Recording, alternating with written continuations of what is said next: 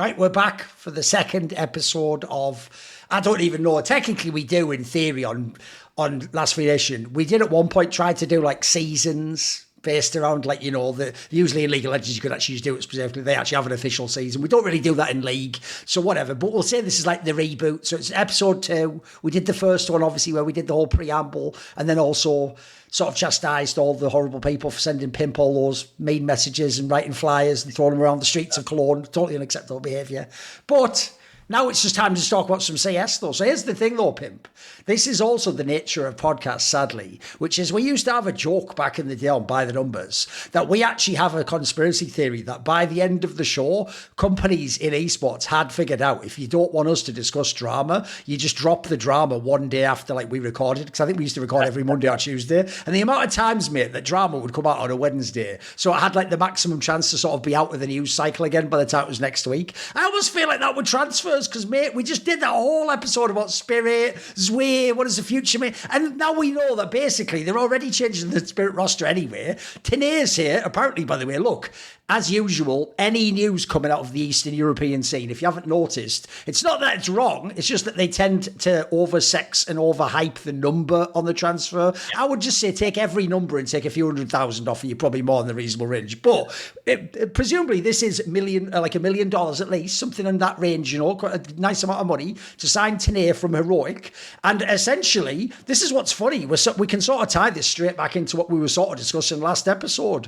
which was, I totally get, if you're Spirit, how on a personal level and also to save money, by the way, if you win the major, no matter whether we all say it after that Shanghai major, like, well, that Magic's had a life series in the final and that won't continue. Yeah, but if you do have that performance in the final and you do win the major, if the team really believes, like, hey, we could be good enough to win, I can see why the org gives you another season and goes, okay, then, you know what, just like Na'Vi, look, I wouldn't have said even Navi's team last year would do it again. But you know what? You've sort of earned a chance to do it. But at the same time, though, Pimp, what does tear me up about that a bit is that's almost like to save money and to be like nice to the people in the team. But I have to say, I mean, listen, mate, if people don't know, Pimp is literally a Chelsea fan, so I know he must be able to appreciate this point.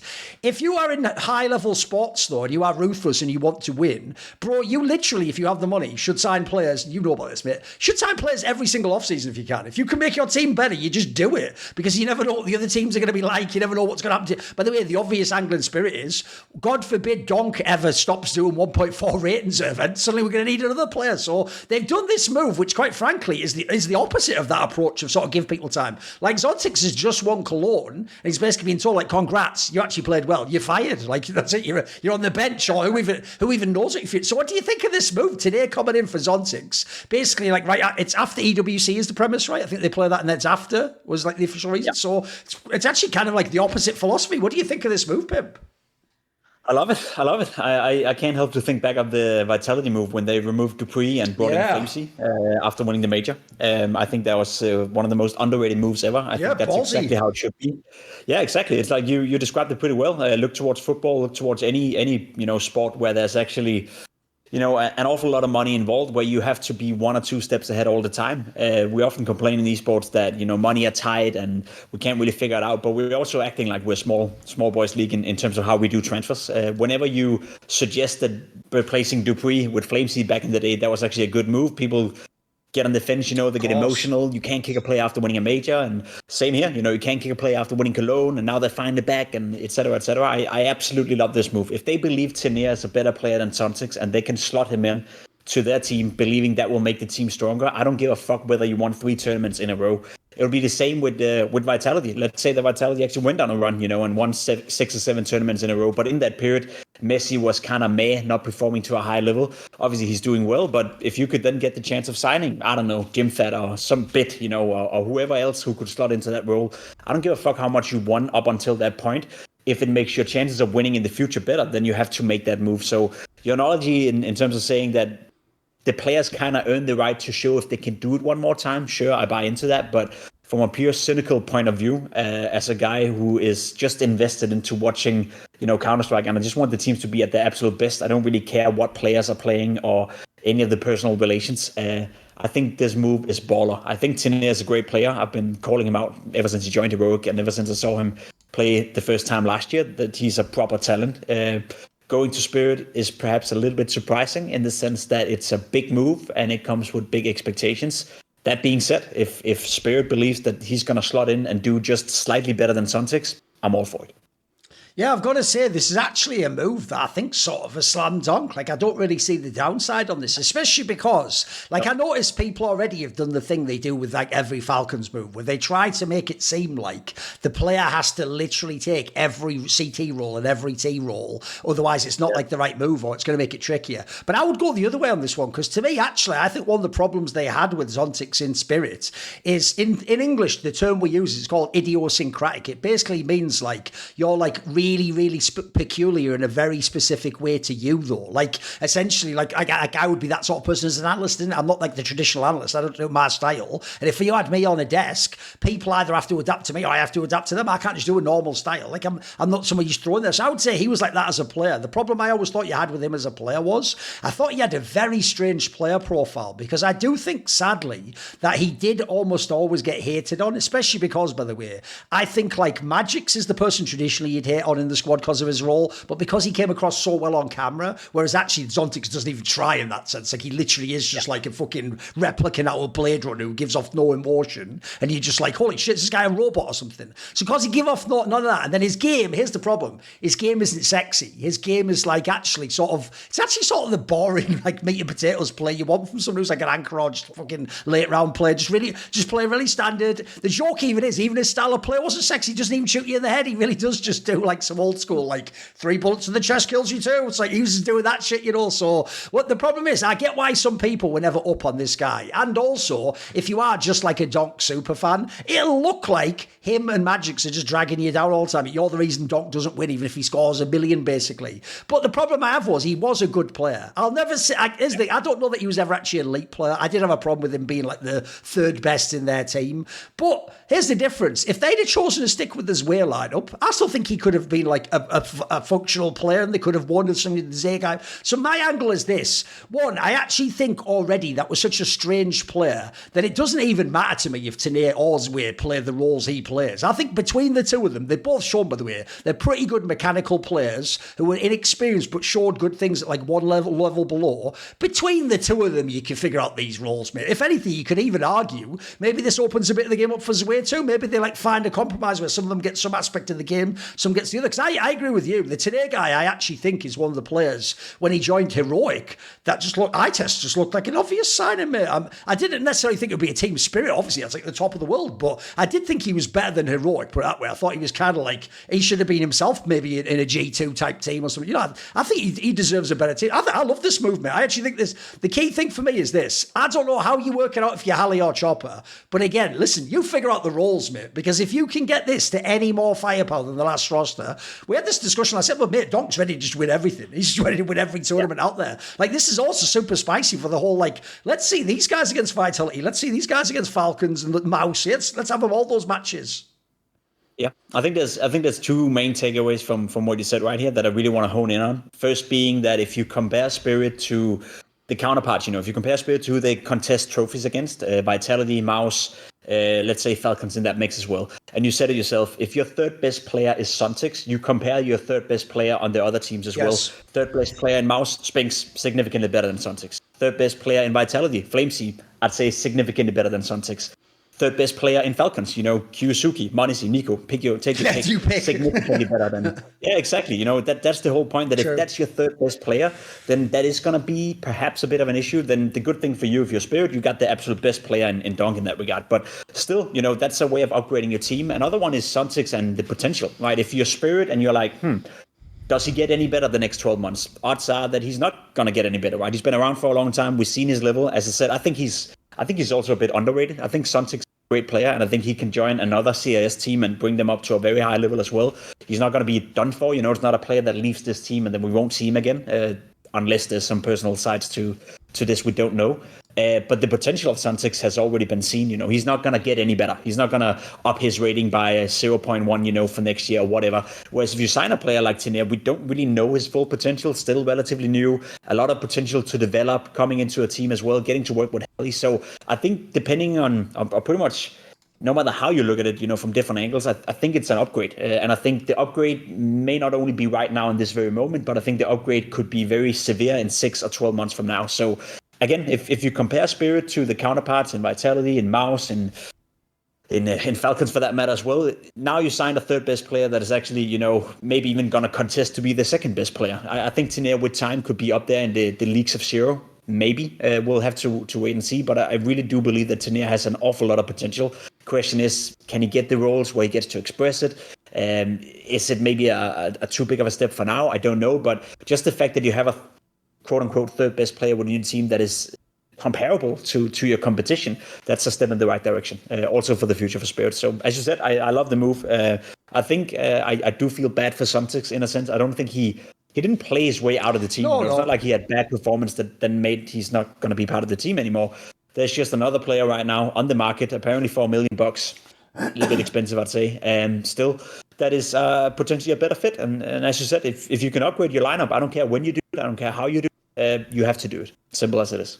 Yeah, two things. One is a quick one, which is I also feel like, when you listed off the teams that they have to compete against, then obviously we have to put Falcons in there because you look at the players they have. Eventually, everyone assumes they're going to figure it out and they're going to kick it up. Or the joke is they are just going to sign another player and eventually it'll work one way or another. So if you look at those squads, the obvious thing you lacked was firepower compared to them. The joke is even having Duncan, who maybe has the most firepower, didn't even out sort of the aggregate. Like all those teams go pretty deep. Some of them third and fourth player, like we're saying, are pretty tasty players. Like the joke is they should be better players on other teams potentially. So one angle is I do think the problem you had in Spirit, I thought this from the moment I first saw them last year at Katowice, is that was obviously the concern, is the distributed firepower through the whole lineup, because this lineup, I feel like the one with the Magics and Zontics, mate, I think that would have been, if it had been 2 years earlier, that could have been a fantastic CSGO lineup, mate. I feel like CSGO was more the game of like team play off each other, hold angles, stuff like that. Whereas CS2, people have made it an extreme stereotype, but put it this way, it at least does seem to favour T-side fragging a lot more than it did before. Yeah. It's why I actually think some of the squads,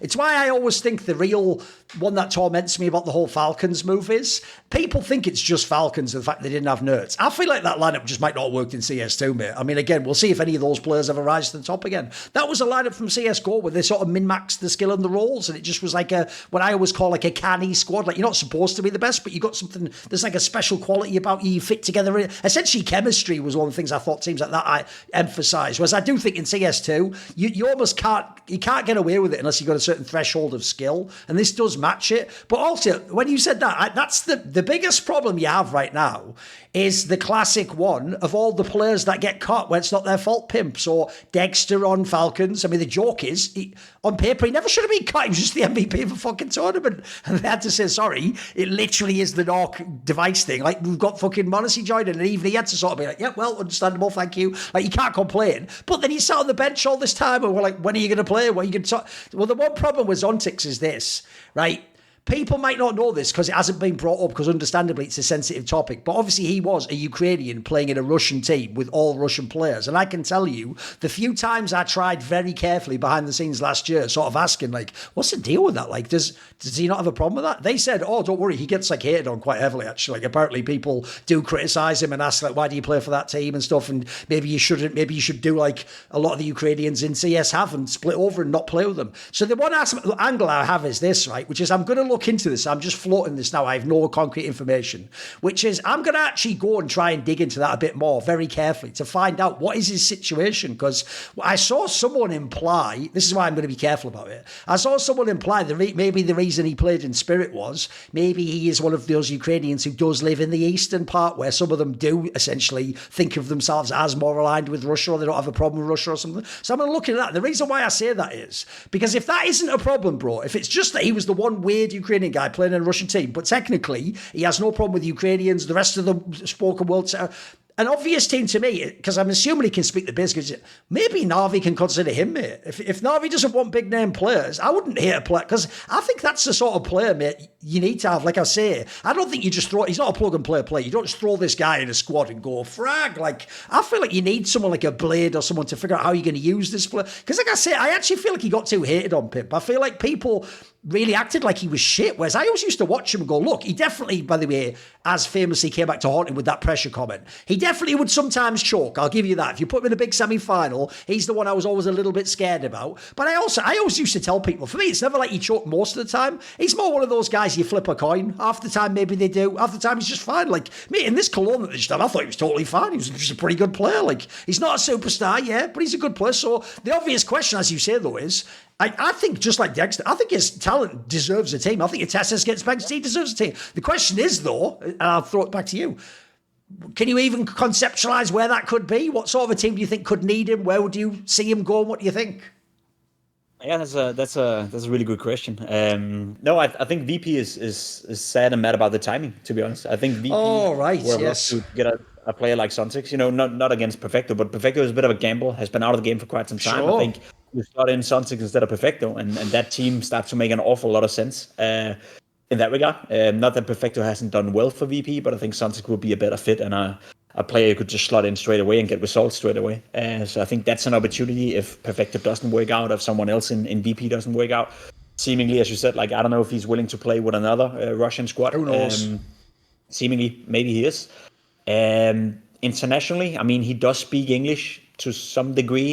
He can do interviews. He doesn't seem excited about it. No, but I mean, he always seemed, by the way, he never seemed like he had like that really fucked up broken English or something. He seemed fine when he talked. It just seemed like he didn't want to talk. Fine. Yeah, there was always the sense you got, when you tried to interview him. Like, it was like he looked at you and he was just feeling despised of you. Like, he did not want to talk to any of us at all. Yes.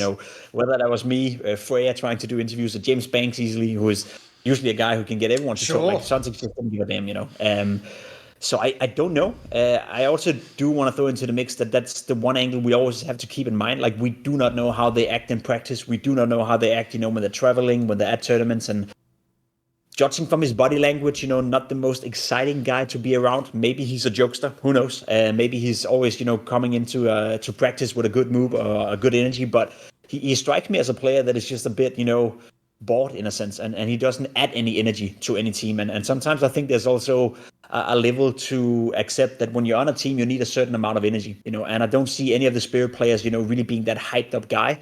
Shiro has tried to take over that role, seen some of the vlogs as well from Spirit, and he's seemingly doing a decent job of that. But I do think that you can only have so many, laid down player, so many JKS types of players within your team in a sense. And I think Sontics were one of those players as well. And maybe he just showed up to practice with a bad mood, a bad energy, a bad vibe, or whatever. All these, unknowns that we don't know anything about can also play in quite significantly when you judge a player whether or not he's going to be good in the team. One thing is how he performs in the games. One thing is how he performs in big games as well. But if you have a player like Sontics who is a decent player, a good player, always on the balance of, are you good enough? But you then bring in and add to the fact that he's not the best guy at practice, or he's not the guy bringing a lot of energy, or constantly requires to be talked up to, or the coach has to focus a lot on him, to bring his mood in, or whatever that may be. Then it doesn't matter if your rating is just okay. It will instantly be perceived within the team as not good enough. So there's also some digging that goes into that, I think a lot of the teams out there needs to do more scouting. They need to speak to ex-teammates, and they need to do a better job at kind of vetting the players in that sense, because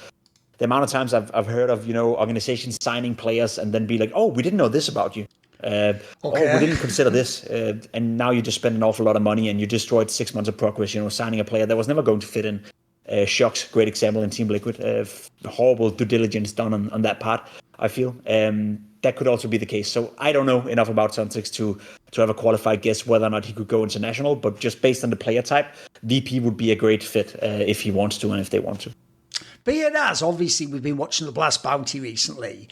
As the show goes on, we will get through all the big names. So I actually want to sort of drop down for a moment. And by the way, the fact I'm even giving this preamble tells you that it's not the best time for fucking Danish CS, because normally, Pimp, I'd love to be able to go, let's talk about Astralis, one of the best teams. No, unfortunately, Astralis right now, here's the thing. What's tough is, I like the Huxley move. I was someone who was in favour of that. I wasn't really a big fan of that KD and Gamble, especially when I found out he isn't even on the Ops. It's like, I always knew, unfortunately. Look, I didn't know it would go as badly as that, but I didn't ever think like he was the guy taking him back to the top, Pimp. The difference is, I like the Huxley move. Like, I do think he is the right sort of an IGL. I even think the people missed in G2 is I don't think G2 even suited his style. Like, I think he was being forced to be more open, because not for any toxic reason, but I just think, mate, any team that has Nico and Monacy in is destined to play open, loose CS and just let those two do what they're going to do, because they know individually better than any tactic. Like, unless they literally had like Glaze Dave from like 7 years ago come out of a time machine. They're just doing what they're doing. So I actually think people have misunderstood Huxley. They think he can only do like Nico go kill. Whereas I'll always tell people, if you ever do go and look when he had Yabby back in Copenhagen Flames,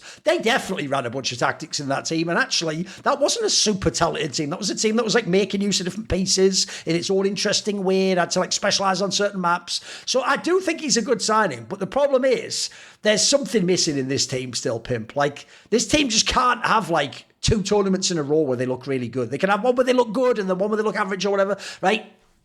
We'll start big picture. What do you think? What are the issues in Astralis for you? What do they miss? What do they lack? Who's not doing well enough? How do you diagnose them? It's a really good question. I feel like if you know the answer, like I wouldn't be working anymore. I think that'd be worth a lot of money. To be fair, because fuck me, they spend a lot of money. That's true as well. For a long time. Yeah, to a point where like the rumors came out a couple of months ago that they may or may not go bankruptcy. Yeah. May or may not sell the team and shut down the Astralis brand. You know, just to save whatever can be saved. And that's how I approached them as well. I feel like this is sort of like the last chance in a sense. I think that CS team needs to give results or show up consistently to even have a chance of surviving under the Astralis name. I'm sure other organizations would love to pick them up, still a lot of profile players and a team, that plays Counter-Strike at a high level, but just not the same as it used to be. I don't know how to diagnose them. I agree with you. I think Huxley was a great signing. I think he came way too late. Signing Kagan to play the rifle was just fucking ridiculous from the get-go. If you did the same move but a year ago, instead of Cadian, if it was Huxley you signed back when he got, I think that was the perfect time for it, Pimp. I think now we would be in the time where we would judge them. Okay, what's the potential of this lineup? Now you had time to build up. Now you had time to build up to a style. You also nailed it kind of with Copenhagen Flames. People don't remember that, but Copenhagen Flames played almost like a Snappy-esque style. I'd say, where there was a structure, there were certain strats, but it was, sometimes out of spawn calling, sometimes individuals were set free, but not the G2 way where every round was up for interpretation. Every round could be, Winneche and Nico go kill somewhere, or Winneche and Nico would call something mid-round, and then that would be the strat. Copenhagen Flames had players like Rory, Nico does, that had certain freedoms within a system, and I think that's where Hooks works the best. And I also do think that's why Astralis are playing better now, that he's given them a sort of like a framework, and now the players are starting to work within that framework. It takes time, though, to build up synergy. It takes time to build up enough synergy where the players feel comfortable enough to do the right plays at the right timings, instead of always had to rely on the individual instinct from each player all the time. So I think Astralis will continue to grow better. I'm just not sure where the potential is at. If peak Astralis with this current iteration is a top 5 team, I don't think so. Maybe it could be top 6, top 7, occasionally make the playoff, maybe get into a semifinal at a big event once in a while, consistently attend the majors. I think that's realistic, but I think that's the potential of the current lineup, to be honest. I also don't know what's up with Stown, to be honest. There's going to be my next question, believe it or not, because here's the problem, Pimp. We've both been around for a long time in terms of Danish CS, and I've never seen a player that had this like stall to his career like this, where he just got to a level, feels like 4 years ago or something. I mean, it was a long time ago now, and in my brain, I still almost think of him as like up-and-coming player, could get there next year, but it's like, bro, he's had like a career almost at this point. It's kind of a bit shocking. I keep waiting for him to break through, Yeah, I feel so too. I think he's a comfort player. I think he's really, like, he reminds me a lot of myself in that regard. That I know from the teams where I didn't play well in it was because I didn't have structure around me. If I was not aware of what my team, I just didn't work out.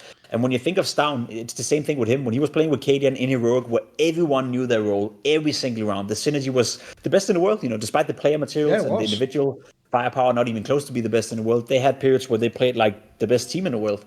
I think Stown thrived a lot in that environment. I think he needs to know what's going on around him for him to make the right calls at the right timing. He's not that gifted, He's a skilled player, obviously, talented player, obviously. Broke through when he was 15 years of age or something. What was it called? I can't even remember the first team, Fraxters or something. Yeah.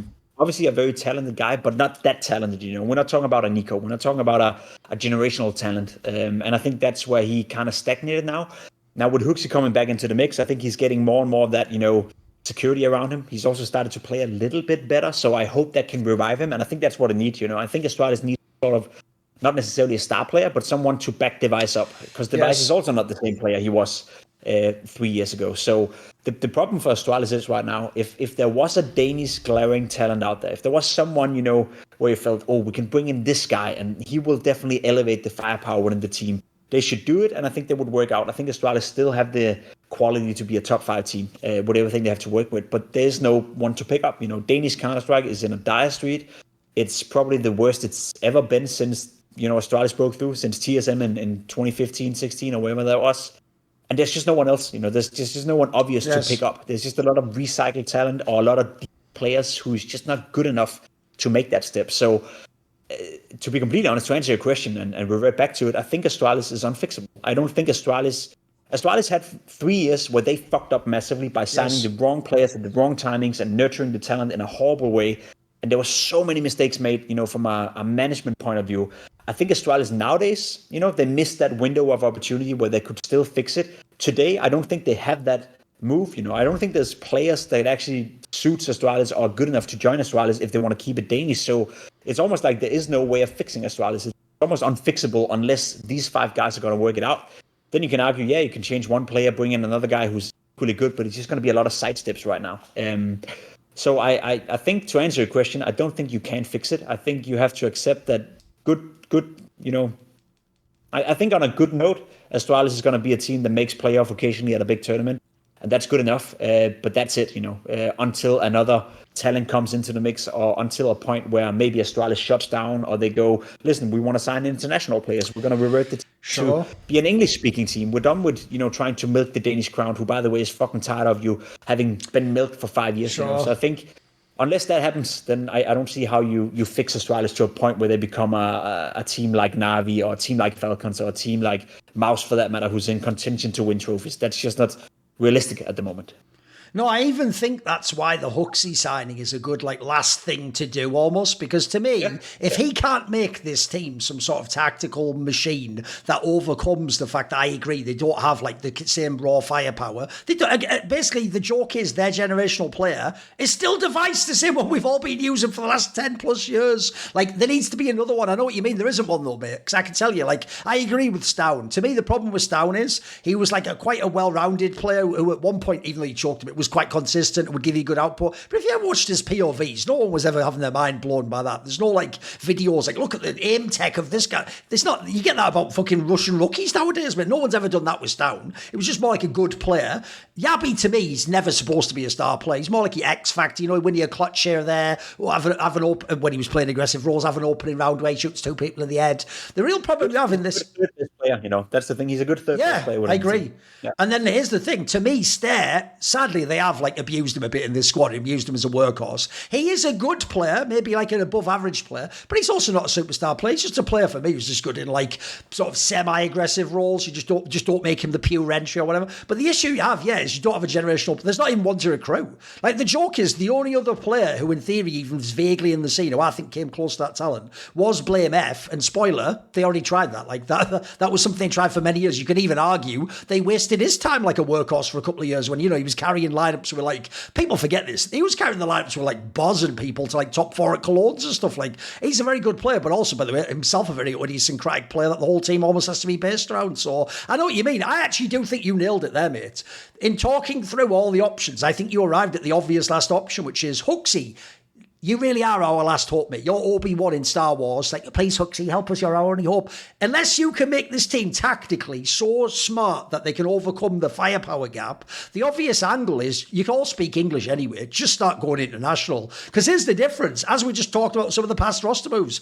There are plenty of talented fucking riflers coming out of Eastern Europe, for example. And if they can join your team, I actually think, by the way, the real team that's going to break CS wide open. I always say what made teams go international in the first place was Carrigan, because he made it look like, hey, you just take players from wherever and you win. And I always used to say, you also do need the Carrigan part of that. You can't just have the 5 players without. It helps that you have him. But I think the move that's actually going to make everyone in CS, in my opinion, go international is Molodoi to Furia, bro. Because before that, no one even had this guy hyped. He was just one of 5 different Eastern European AWPers that you hear the rumour might join, not even good teams, mate, OG or something, just no whatever, those random teams. But But the fact that him being added has made up for the fact that the one thing they don't seem to have in the Brazilian scene is an ARPA, and suddenly their team is right back in the mix, and they're actually, chopping it up and having a chance to beat top teams. I think the obvious thing you could do here is, look, you can still keep 4 Danish players. Again, they all speak perfect English. They're all totally fine with that.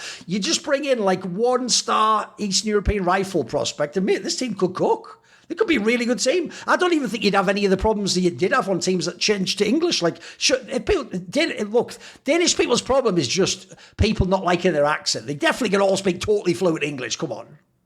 100%. And I think that's, I think I suggested that a year and a half ago, as well. Because when you spoke, it made me think like the type of player they need, in Astralis right now is, the config, prime config in Astralis. Right now, today would be perfect. That's also in CS2, this guy was built for CS2, Pimp. The fact he fucked up his career before that was so sad. His whole skill set would be amazing in CS2, wouldn't it?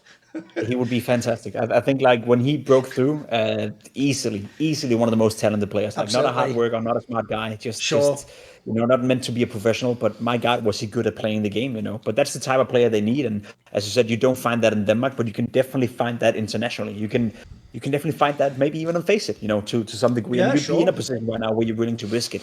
The thing with Astralis is, and it just goes deep into the history of the organization and how they make money and how the revenue stems and etc. Like the strength of Astralis in Denmark, people internationally, they know that they were strong and they know Denmark loved Astralis, but I don't think people really grasp how much they were loved. When Astralis peaked, they sold more Astralis jerseys than the biggest football club in Denmark, Copenhagen, which in the Champions League occasionally and the Europa League, who sells out their stadium filled with 35,000 people pretty much every single game.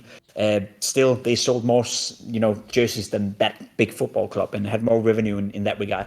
That's how much they were loved. So I think Astralis is still clinging on to the fact that, even though there may be only a 20 or 30 or 40% of that hype back then, that's still an awful lot of people kind of investing and creating revenue in Astralis. And I think they're very, very fearful of moving away from that, going international, because let's be honest, what makes the international crowd appreciate Astralis more than someone should appreciate Na'Vi or G2 or Face for that? Like nothing. Like there's no sexiness to Astralis unless you're Danish or have that angle. Which is why I think they haven't done it. And that's what's going to be super interesting to see in 26 if Astralis continues to run as an organization. If they don't sell the organization, if someone else doesn't buy it up, or if they decide to sell off the team, then I'm sure the team would be open to go international. I'm sure Device would be like, he's tried it with Johnny Face at some point. I'm sure Astralis and the players would love to have that opportunity. And I don't think they have that under the Astralis brand. So I'm curious to see if 26 is going to be a year where Astralis even exists, if the team moves to another organization, or if someone else buys up Astralis and decides to run it as an international organization. If that doesn't happen, if let's pretend with the idea that they have to stick Danish, Astralis continues, then we have to manage our expectations. Best case, top 6, top 5. Worst case, it's just going to be, them maybe making the major, maybe not. And it's going to be, as it is, boring to follow. I'm not biased towards Danish Counter-Strike by no means. In fact, I hate it right now. I think it's dog shit. And I think the way Astralis have run the organization have destroyed Danish Counter-Strike. It destroyed part of my work as well, working for Danish television, in a sense. Has it made the interest go down, do you think? Yeah, 100%. Like it was all about Astralis, and there's also part of the blame is also the way we or my bosses at Danish television bought into that. They played all the eggs in one basket basically, and whenever Astralis didn't do well, we didn't have a job. And so I think there's just been so much mismanagement surrounding Astralis, not only from Astralis itself, but also people who engage with them and work with them and their partners. That I hope Astralis. I don't hope they die, but I hope they make a drastic decision to change something that can, live up or give it new energy or give a new outlook on it. Because if they continue to run what they've been running for the past 5 years, I don't care for it. And I sense that nobody else in the world really cares for it. Whenever Astralis gets knocked out at the Blast Bounty, the only people who care is Astralis. No one else gives a fuck. And that's the massive issue.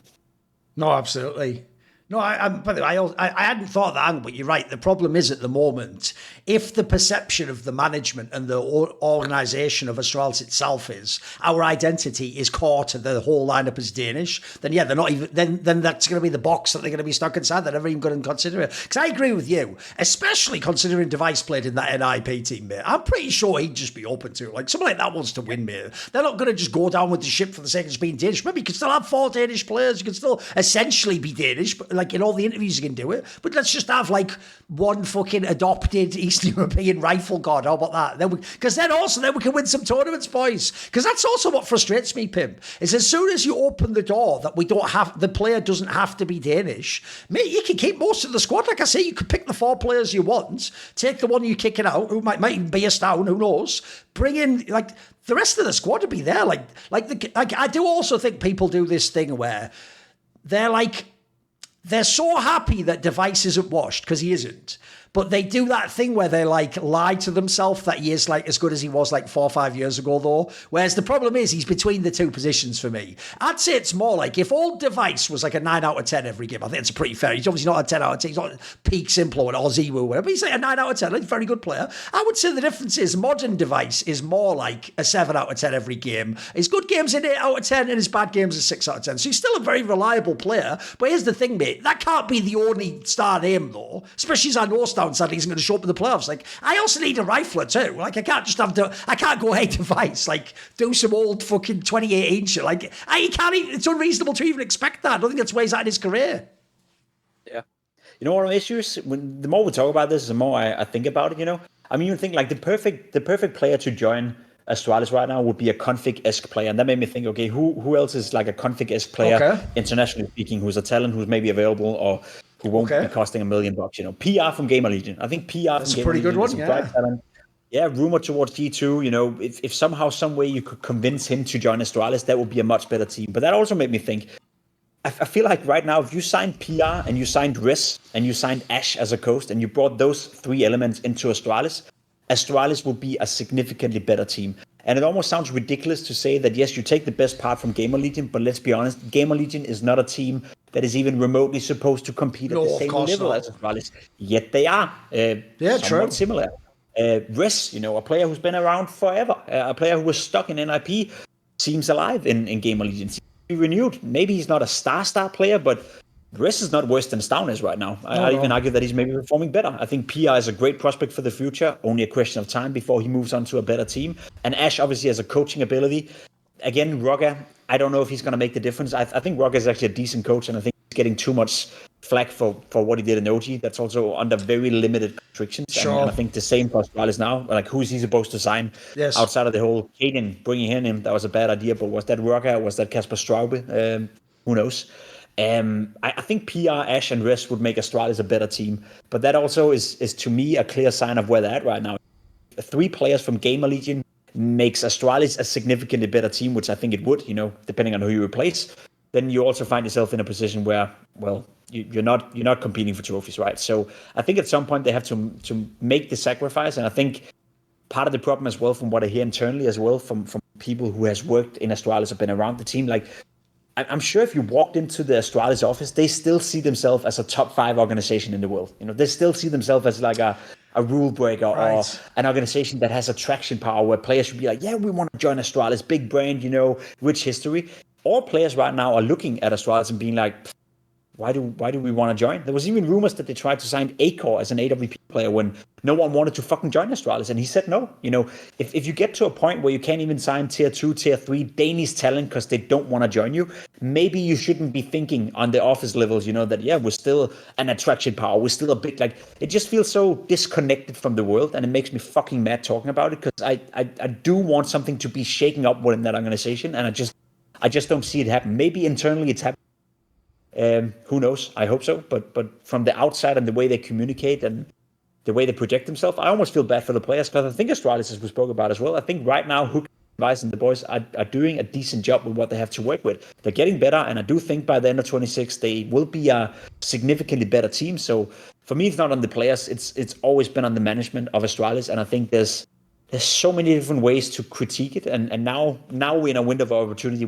is no players to sign. There is no Danish prospect. There is no missed opportunities because you had so many throughout 3 or 4 years where you fucked it up time after time after time, and now you find yourself in a situation where you can't even fix your own issue. There's no options, and I guess that's what you call karma in a sense. I don't know.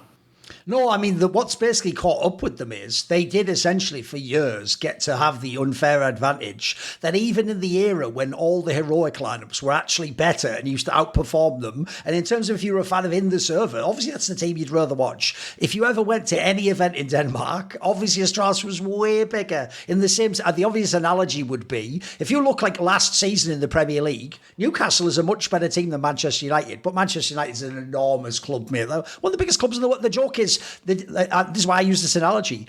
If you're a Newcastle player fan, you're like, wait a minute, why do all these players join Man United? They're shit now. Like, it's like because unfortunately that player isn't thinking of the current Man United. He's thinking, I'm going to be in the good Man United and I'm going to get to be a legend at Old Trafford, etc. It's the same thing. What they abused within Astralis was anyone who was Danish though knew what you're talking about. They knew how huge the club is within the country at the time. Same concept. It's like I told Bobski. This is what I actually did tell him back in the day. I told him, your problem is this, mate. Yeah, of course, everyone dreams of being the 5th player to join that Astralis. But I said, that's not the Astralis you're ever going to be in, though, mate. Like, the fact they're bringing you in actually signals they're heading to a different Astralis. And so what'll happen is you'll be in Astralis, the team, but it won't be the environment you're imagining. And they got away with that for a long time, but I know what you mean. Especially anyone who isn't Danish. Nobody else gives a fuck. Like, PR's from, like, Czech Republic or something. I don't even knows any of that shit. He doesn't know about, like, the Royal Arena being full. He just thinks, how good is this team and can I join? And then also the other thing was, within Denmark at least, the one thing all Danish players knew is that Astralis can pay the highest salary. That was also a famous thing, that you're going to get like a good, as long as you're not the talent player obviously, as long as you're in the real main team, you can get a very healthy salary. People like Device and BMF had excellent contracts. So, which also, by the way, I'm going to go ahead and guess that isn't the case anymore. Like, I imagine they've had to downsize a bit and they probably can't pay crazy money. That seems like actually the end of the Nicola Nyam, Kasper Schraub era of not that sort of business stuff, right? That's why it took so long to sign Huxley, right? I'm not sure they could find the money to sign Huxley, even though that after that event he stood in for at the PGL where he did fantastic at Astana. Yeah. Like, I think they were at risk of not signing Huxley because they couldn't find a way to put him on a contract. So, yeah, that's why I think in 2026 we may not see the Astralis we used to. Maybe they'll shake things up. Maybe they'll sell off the team. Maybe the organization will cease to exist. There's been a lot of different rumors. I don't know what's going to happen, but yeah, I think you're right. Like, what you're describing is goodwill, basically, right? You had a lot of goodwill. Yes. Manchester United, a great example. They could continue to do that, for maybe 2 or 3 years, but United continues to play 18th or 16th at the Premier League for another 3 or 4 years.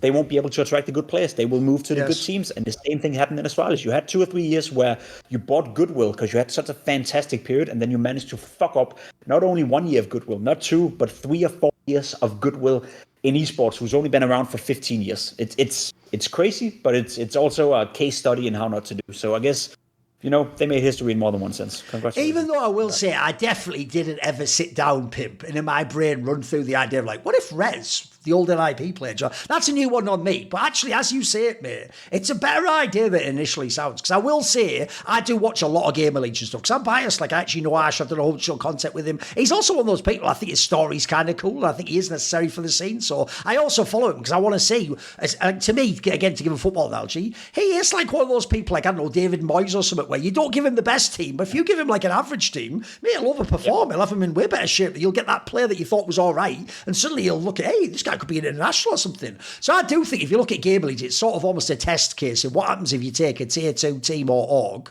but give someone who actually like knows the game and can watch this game and scout it, give him like control over the roster. And so far, obviously he's killed it. But if anything, we've discussed this many times on Snake and Banter, the problem is I don't want him to be too loyal to Gamer Legion, mate, because like, to me, you've both used each other very successfully for the last few years to both get to an excellent position, but like, they are holding you back at this point, mate. Like, you probably should at this point be in G2 or Team Liquid or Astralis, some like bigger org that can give you the power to actually, here's the difference, instead of having to find PR now, you could just sign like the really good players and actually like potentially win stuff. And the reason why I don't hate the idea of signing to Astralis, mate, is one, he did literally resurrect Rez. Absolutely. He's done an amazing job with that. And if people haven't watched Rez play this year, that's what I was saying about, I watch all the Game League games, he's actually a very good player again. Like, his actual fragging is fucking legit. it. Like all those memes about I am fucking Oakland Reds or whatever. Like it's so real though. You actually can get to that level again. That was a meme for years. It's real now.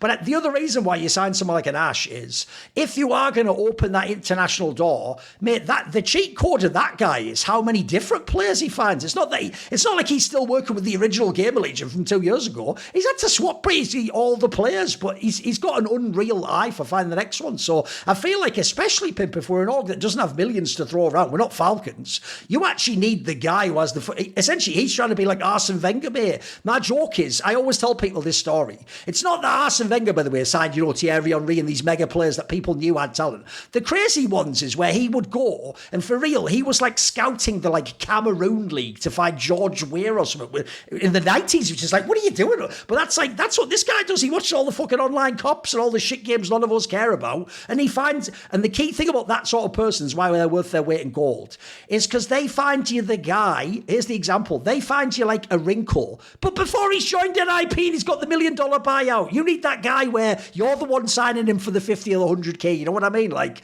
so I know what you mean. If you're going to go with like a different approach, because actually, by the way, it is fair, people do always forget there's coaches in some of these teams. I agree, they always talk about Astralis, but they just talk about IGL or Stown or his device, and he goes, no, it's not even that they flame rugger, they just forget coach position exists. But that is another position. By the way, if we're going international, we can consider it national for the coach too. Absolutely.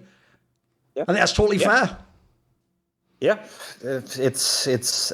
I mean, it's an endless discussion, I feel like, for Astralis. But at the end of the day, I'm just excited to see in 2026. There's also, I don't know if people know, but obviously Sipnick's being an assistant coach in Mouse right now. I mean, if you're Astralis, he's had an awful lot. You could bring him over as head coach at some point. Yeah, why didn't you bring him over as a main coach? If he's doing a good job, or if he's learned a lot from Cyclone, they're still paying his salary. I believe he's technically under contract still. Yeah, exactly. Exactly. Same for Glaive. I'm pretty sure he has a contract that is running out this year as well. He's still getting paid a little bit, in Astralis, and I think that's why they are in financial problems. That not only are you paying Device an awful lot of money, you did sign a 3-year extension with him. A year after he joined from NIP when he did well and the team was somewhat trending upwards. Spent a lot of money on Stown and Yabi. They were also very expensive in salary.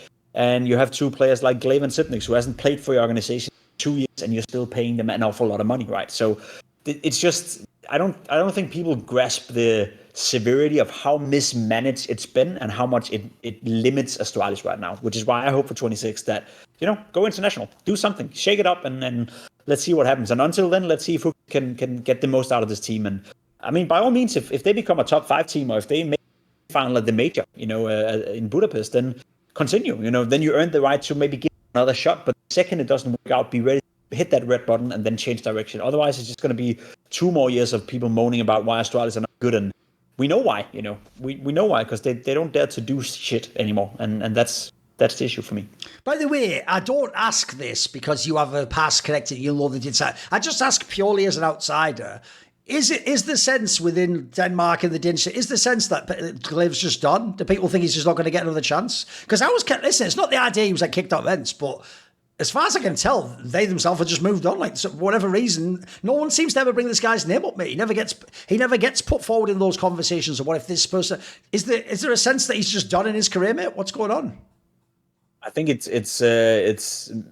the expectations of where he wants to be and kind of his salary demands compared to where he's at. Right. I think that's the biggest issue. As far as I'm aware, Astralis played a big part of his salary in Ents still. Right. They split the bill, basically. Right.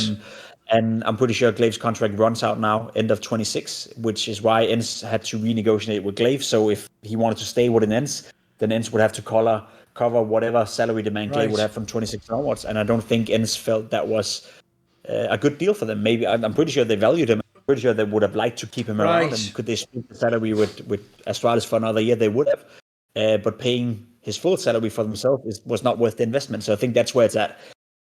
Glaive is, I mean, you know what I think of Glaive. I think Glaive is the greatest in-game leader that's ever existed. In his peak, longevity-wise as well. He wasn't able to do it outside Astralis. That sucks. But I also do think that he ran out of energy in Astralis. He also, people forget that, was it 2014 when we kicked him off Copenhagen Wolves? He took a year off where he didn't play Counter-Strike at all. He just stopped playing because he also back then was kind of burned out. And then he came back, played in a couple of shit teams, C-Play, Heroic, then got the offer to Astralis, had 4 fantastic years in Astralis. But the second the second he hit adversity again, he kind of stopped, with that hunger that he used to have. And I don't think Glaive works unless he's a fully focused player. Then he's just a bang average in-game leader. So, to be honest, I think he is kind of done for at the highest level. I would love to see someone take a chance on him that could reignite him. But unless a really good teams come out of nowhere and tries to sign Glaive at a high salary, then I don't think he wants to play at tier 3 or tier 4 level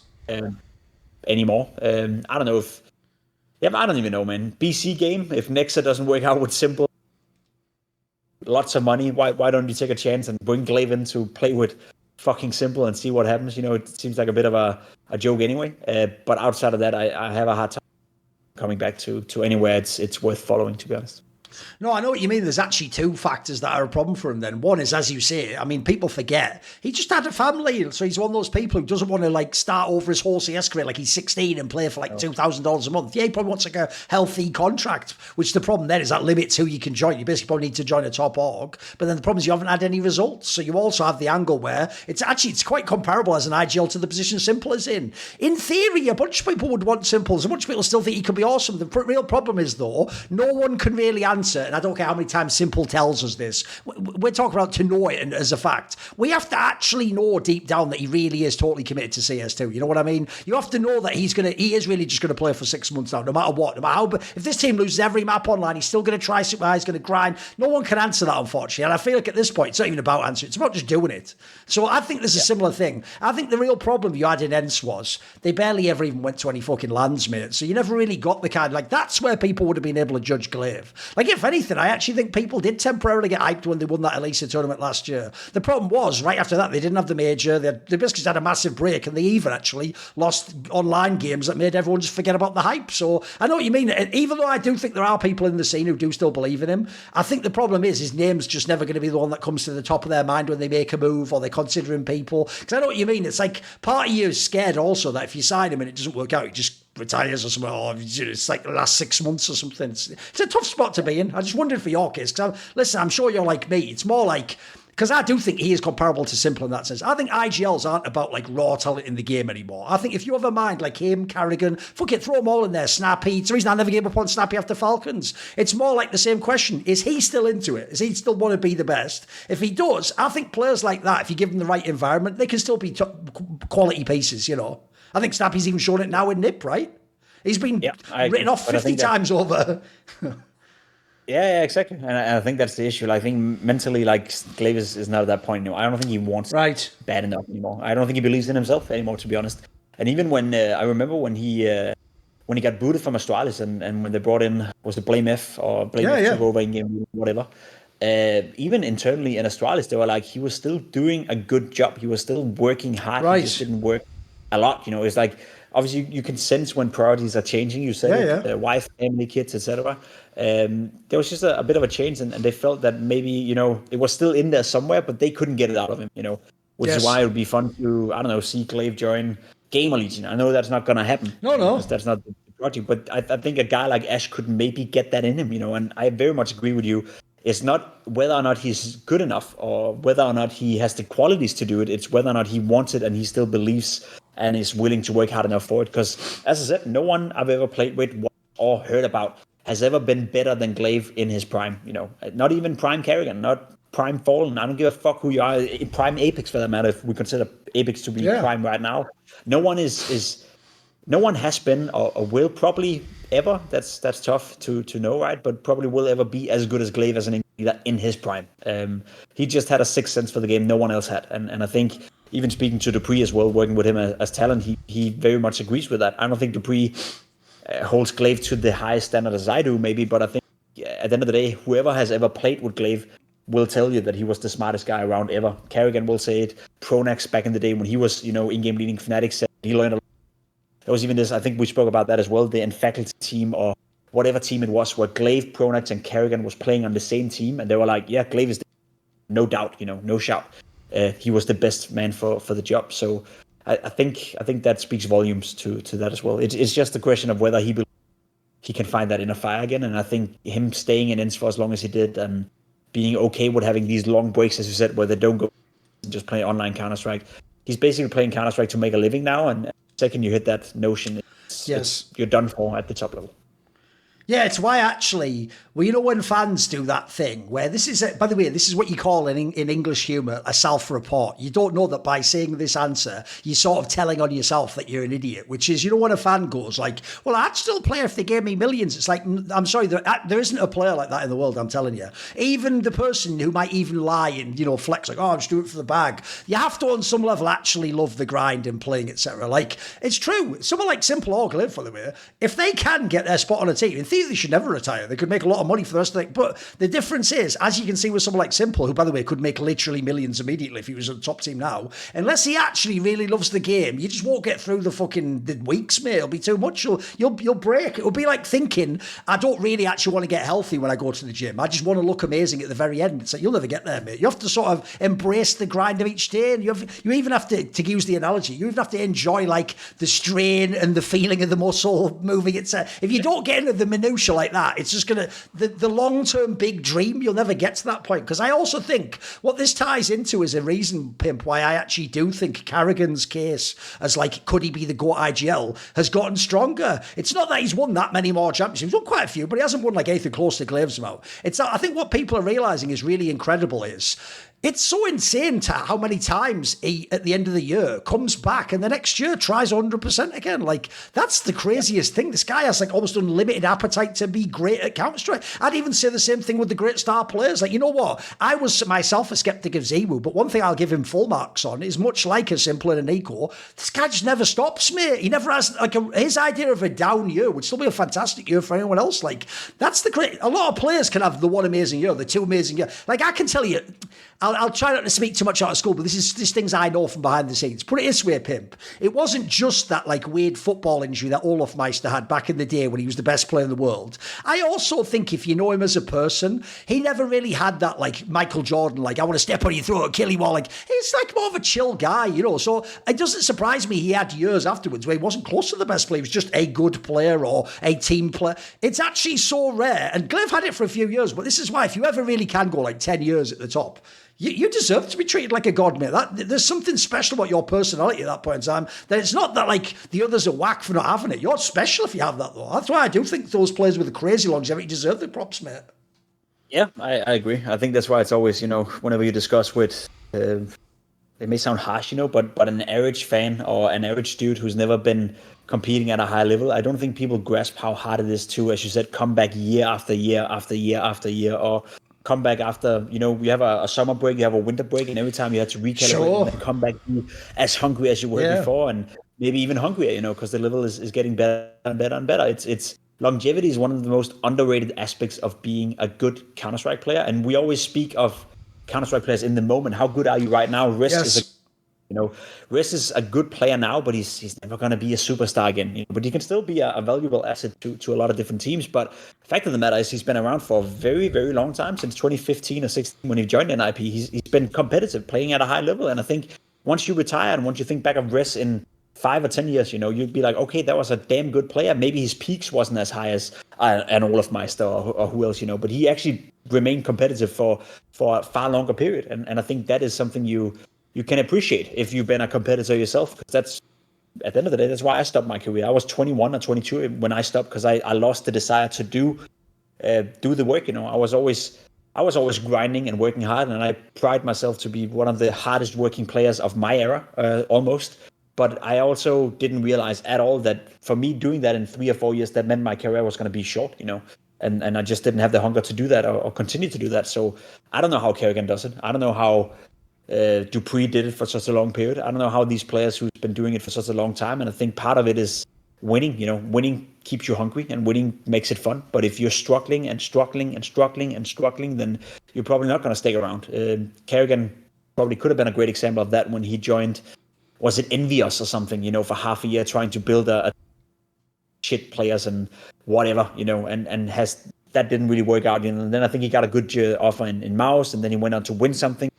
He won something, and then you can always like restart yourself when you're always on the cusp of doing something great. But if you have 2 or 3 years where you're just going to be shit and shit and shit and nothing works out for you, like Risk case, you know, in NIP when nothing worked out for 3 years, for him to come back to a decent level, that's almost more impressive being the best player, you know, or being one of the best players for 2 years.